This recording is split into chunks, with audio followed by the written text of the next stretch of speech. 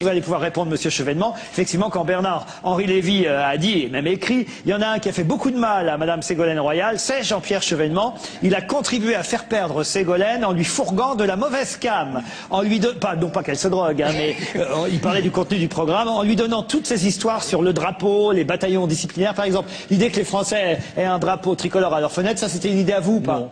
Mais je crois qu'elle lui avait été soufflée par un de ses conseillers qui était marseillais le jour où elle était à Marseille. Cela dit... Donc Bernard-Henri Lévy se trompe. Il se trompe comme surtout d'ailleurs. Et je considère que c'est vraiment un honneur. C'est vraiment beaucoup d'honneur que me fait Bernard-Henri Lévy.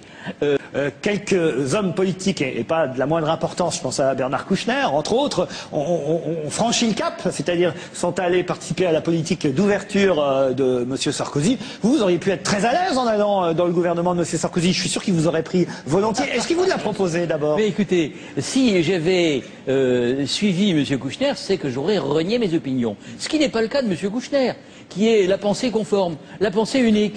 Hein, et il n'a pas eu besoin de retourner sa veste, puisque sa veste, c'est l'uniforme de la pensée unique, doublé à l'intérieur. Donc, je dirais...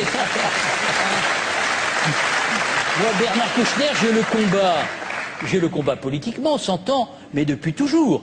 Depuis, je dirais, les années 80. Il a inventé le devoir d'ingérence. A-t-on jamais vu les faibles s'ingérer dans les affaires des forts, hein? C'est une sorte de maquillage astucieux de ce qu'on pourrait appeler le néo-impérialisme. Voilà. Et Kouchner, vous l'avez vu en Irak, vous l'avez vu en Somalie, vous l'avez vu au Kosovo. Hein, on sait exactement de quoi tout cela est fait. Et vous le verriez sur l'affaire de l'Iran.